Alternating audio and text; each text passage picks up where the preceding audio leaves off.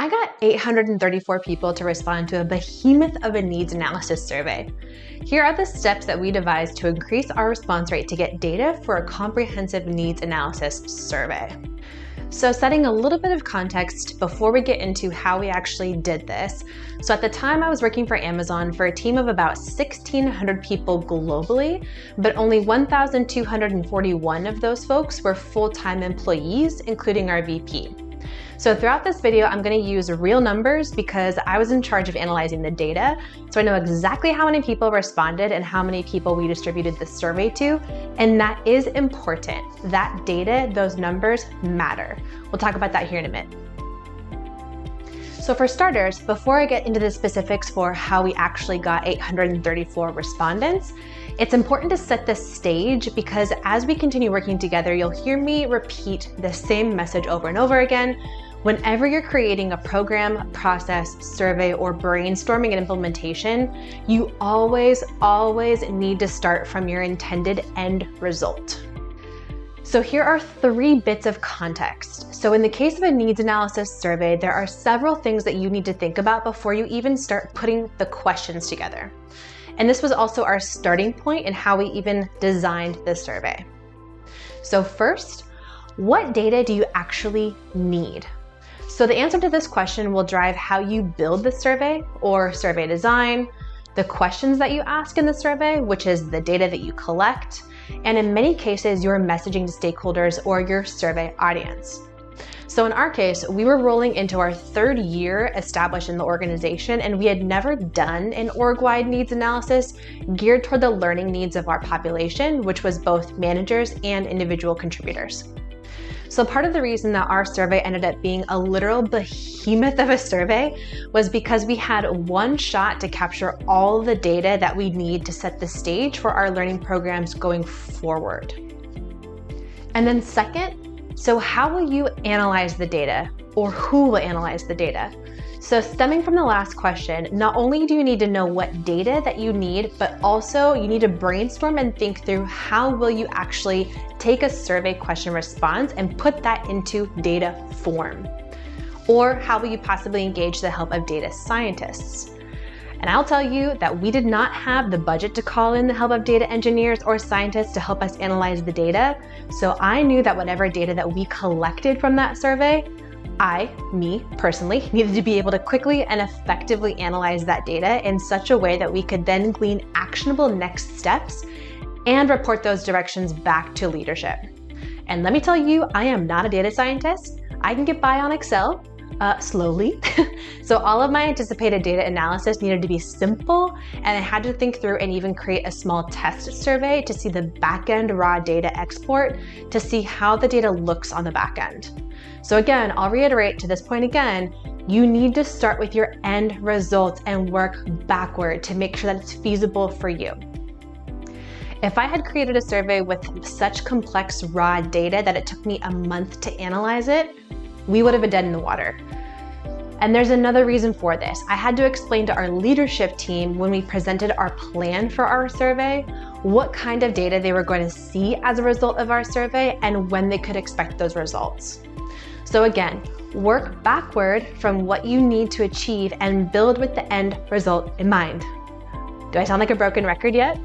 Good. That is the #1 lesson that you can learn whenever you're designing a survey, a process, a program, anything. And finally, what kind of stakeholder support do you have? So another theme that will continue to pop up in our conversations is the level of sponsorship or support that you have from your various stakeholders. Similar to our organizational readiness conversation, we needed to know how much leadership involvement there was going to be if we wanted to go after the moon. And I say that because we found pretty quickly that we wanted to ask a ton of questions. And we disclosed that plan in our outline to the survey plan to our leadership in our conversation that we had. And in that conversation, we laid out plain and simple that this survey was going to be big, long, comprehensive, and the only of its kind since it was the first one. So we asked leadership support in messaging, getting survey responses, and pushing for completion. If we didn't have as much leadership support as we did, we would have found a way to make the survey a little bit shorter or reprioritize the data that we were collecting to make sure that the questions that mattered most were answered first. All right, that's the stage, the context for how we even built or designed the survey. We had to thoroughly think through those questions and present back to our leadership before we even created the questions in the survey. Now, once we designed that survey, there were a few things that we did to increase our response rate. And this is the secret sauce, how we ended up with 834 respondents to our 45-minute needs analysis survey. So first and foremost, we had very strong messaging and communication from the beginning. This goes back to that meeting with leadership where we asked for their sponsorship in increasing completion rates. We presented the plan for the survey to leadership from the beginning, and they signed off on the development of this survey. We explained to them the level of information that we were seeking and how we were planning to collect that data, how long it would take, and how the data would be used. So this was our stakeholder management process, and it was vital for the success of our survey. This was also the very first survey for our organization, so we sold it to our leadership as the big one and done that would set the stage for what we can lean on for future learnings. Because we were partnering with leadership to get this survey completed, they were able to provide strong messaging to our population of managers, which, as we know, is both one of the best and one of the most challenging groups of stakeholders. And this was vital because if our learning and development team had requested that they and their teams complete this 45-minute long survey, our response rate would have been 15-25% if we were lucky. But because leadership requested it, they had a lot more influence to help us increase our response rates.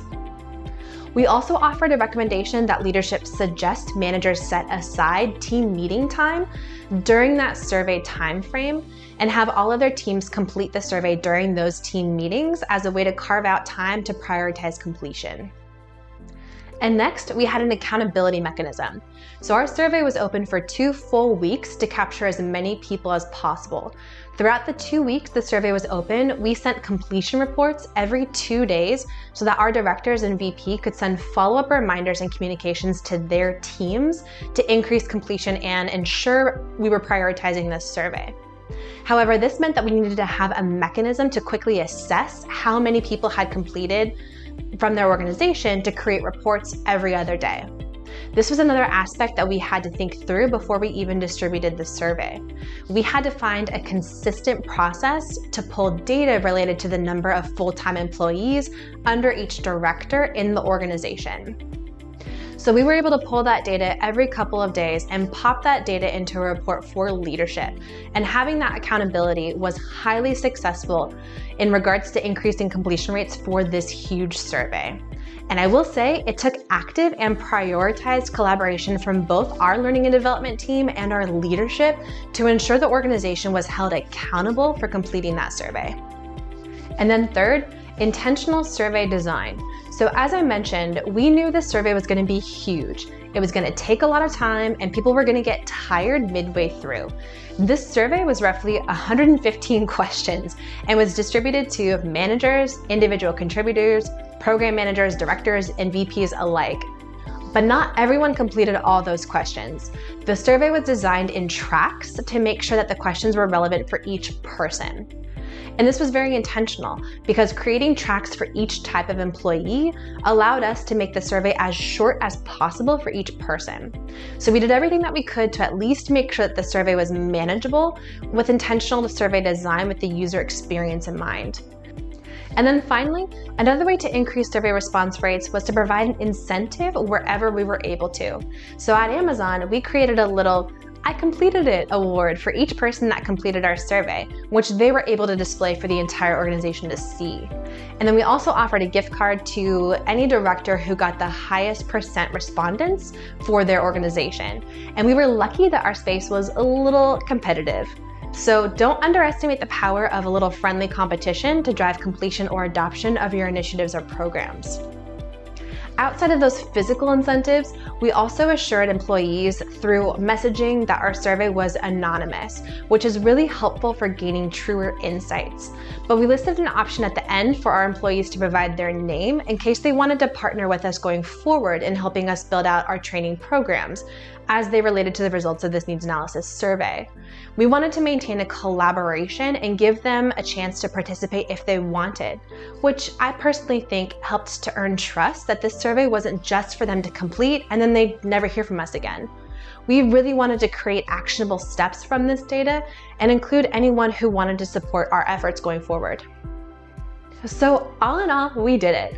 In 2 weeks, we got 834 full-time employees to respond to our 45-minute long survey, which was our one and done needs analysis survey for the organization. And I don't mean that we never did another needs analysis again, but we relied on the data from that first one heavily as a means to cut down the length of our subsequent surveys. And even though we didn't hit the industry standard of an 80% response rate, we did achieve 67% of our overall 1,241 full-time employee organization, which in my book is a huge success. And as a quick reminder, we were able to achieve that success by first working backward from the results that we were trying to achieve and the data that we needed to collect. And then we had strong messaging to our target audience, an accountability mechanism to drive completion, intentional survey design, and incentives where we were able. Are you interested in more information about needs analysis development for your organization or prior to building employee programs? Let me know in the comments and subscribe to this channel. We'll continue to cover more needs analysis information, including exactly how we designed that survey and how I eventually broke down 834 respondents, 100+ responses, and figured out how to create actionable next steps for our entire learning team. And don't forget to keep an eye out for our trainings for people operations or HR professionals who need to build employee programs with effective manager buy-in.